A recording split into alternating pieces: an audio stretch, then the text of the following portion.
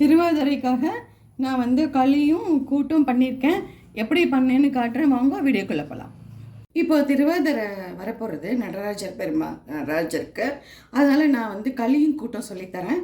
களிக்கு first நம்ம சொல்லி கொடுத்துட்றேன். நான் இந்த கப்பு பார்த்தீங்கன்னா, இந்த கப்பால் ஒரு கப்பு வந்து நார்மல் பச்சரிசி எடுத்து வச்சுருக்கேன். 2 டீஸ்பூன் வந்து பாசிப்பருப்பு எடுத்து வச்சுருக்கேன். வெறும் அரிசியை வறுத்து பிடிக்கிறத விட நம்ம பாசிப்பருப்பும் சேர்த்து பண்ணோம்னா ருசி நல்லாவே இருக்கும். உங்களுக்கு இது வேண்டாம்னா நீங்கள் விட்டுடலாம். இப்போ இதை வந்து பொன்னரமாக வறுத்துடுறேன். இப்போ பார்த்தீங்கன்னா வறுத்துட்டேன். பாசிப்பருப்பையும் இதையும் வறுத்துருக்கேன். ஏலக்காய் வந்து ஒரு 4 எடுத்து வச்சுருக்கேன். ஏலக்காய் கோல்டு மாரி விலையாக இருக்குது, பார்த்து எடுத்து வச்சுக்கோங்க. இப்போ வந்து பார்த்திங்கன்னா இதில் அரிசி போட்டோம் இல்லையா, இதில் 1.5 கப்பு வந்து வெல்லம் எடுத்துருக்கேன் பாருங்கள். இப்போ வந்து ஒரு கப்புக்கு வந்து 3 கப் தண்ணி கரெக்டாக இருக்கும். இதை விட்டு நம்ம வந்து பாகெல்லாம் வைக்க வேண்டாம். இதை கரையை வச்சு வடிச்சிட்டு இதை நம்ம பொடிச்சுன்னு வர்றதுக்கும் கரெக்டாக இருக்கும். இப்போ தண்ணி வெல்லம் வந்து கரைஞ்சிடட்டும். இந்த உடனே காமிக்கிறேன். இப்போ வந்து களிக்கு கூட்டு நம்ம அதை பண்ணுவோம் இல்லையா, அந்த கூட்டுக்கு தேவையானது பார்த்திங்கன்னா இல்பச்சட்டியில் 1 டீஸ்பூன் எண்ணெய் விட்டுருக்கேன். ஒரு 4 காஞ்ச மிளகாய் எடுத்து வச்சுருக்கேன்.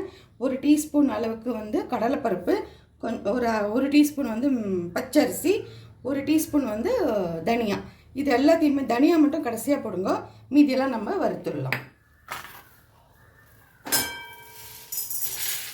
இப்போ தனியா வறுத்துடலாம். இதில் இப்போ இதை ஆறட்டும். ஆறினோடனே நம்ம தேங்காய் வச்சு அரைக்கணும். இந்த களி கூட்டுக்கு வந்து நம்ம வந்து பருப்பு சேர்க்கணும் இல்லையா.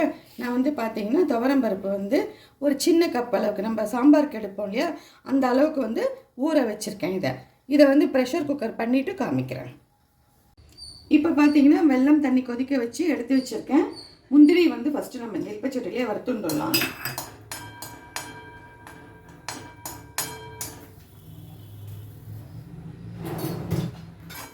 இப்போ முந்திரி வறுந்துட்டு எடுத்துடுறேன். இப்போ இந்த வெள்ளை தண்ணி வடிஞ்சிருக்கு இல்லையா, இதை வந்து இதில் விட்டுடலாம்.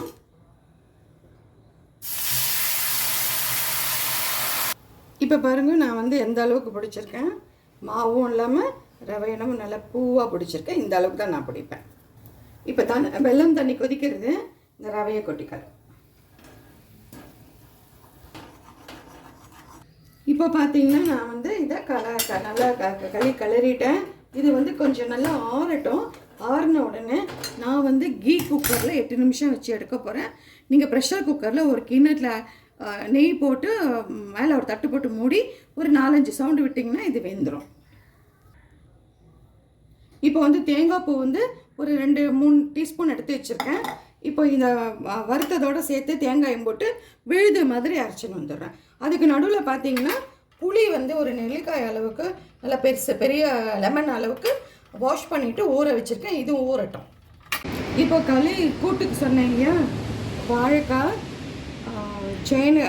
சக்கரவள்ளி கிழங்கு, உருளைக்கிழங்கு, சேனைக்கிழங்கு எல்லாமே பார்த்தீங்கன்னா ஒரே சைஸாக நறுக்கினா தான் உங்களுக்கு நம்ம எடுத்து வேகிறதுக்கும் சாப்பிட்றதுக்கும் கரெக்டாக இருக்கும். இதில் வந்து பார்த்திங்க அப்படின்னா கேரட், சௌ, அவரைக்காய், சேப்பங்கிழங்கு தண்ணியில் போடாதீங்க, குழன்னு போயிடும். அதனால் இப்படி இறக்கி வச்சுருக்கேன். வெள்ளை பூசணி, மஞ்சள் பூசணி. இதில் வந்து பட்டாணி கொஞ்சம் எடுத்து வச்சுருக்கேன். மொச்சை வந்து இன்னும் நெருக்கத்தில் தான் வரும். திருவாதிரைக்கு டைம் இருக்கு இல்லையா, நெருக்கத்தில் தான் வரும். வந்ததுன்னா அதையும் போட்டுக்கலாம். புளி வந்து இந்த மாதிரி நல்லா கரைச்சி வடித்து வச்சுருக்கேன். இப்போ இந்த கிண்ணத்தில் எல்லா காயும், புளி தண்ணியும், உப்பு, மஞ்சள் பொடியை போட்டு 8 நிமிஷம் என்னோடய கீ குக்கரில் வேக வச்சுட்டு கொண்டு வந்து காமிக்கிறேன். இப்போ பாருங்க, 8 நிமிஷம் வச்சு நல்லா வெந்துடுத்து. வேக வச்ச பருப்பு அரைச்சி எடுத்துருக்கோம் இல்லையா, இது எல்லாத்தையும் ஒன்றா கொட்டி கருவேப்பிலை எடுத்து வச்சுருக்கேன், போட்டு மிக்ஸ் பண்ணி ஒரு கொதி விட்டுடலாம்.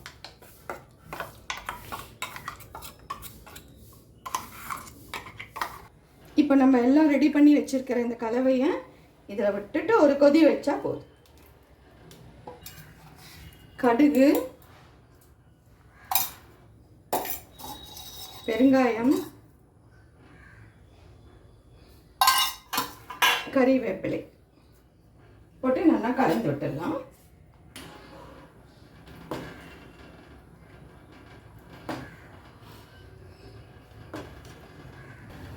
இப்போ பார்த்தீங்கன்னா ஒரு கொதி வருது, ஆஃப் பண்ணிடலாம். இப்போ பார்த்தீங்கன்னா களி வந்து கிண்ணத்தில் அடியில் கொஞ்சம் நெய் போட்டு எடுத்து வச்சுருக்கேன். இதை வந்து கீ குக்கரில் வச்சுட்டு க்ளோஸ் பண்ணிவிட்டு 8 நிமிஷம் வைக்க போகிறேன்.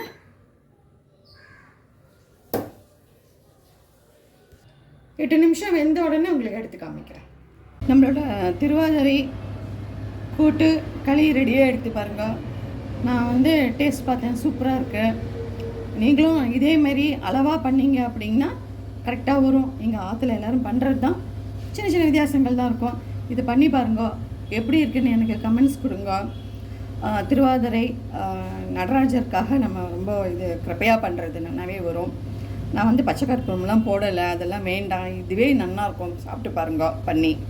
நான் போட்ட இந்த ரெசிபி களி கூட்டு பிடிச்சிருந்ததுன்னா லைக் பண்ணுங்கள், ஷேர் பண்ணுங்கள், ப்ளீஸ் சப்ஸ்கிரைப் பண்ணுங்கள். Thank you, bye, take care.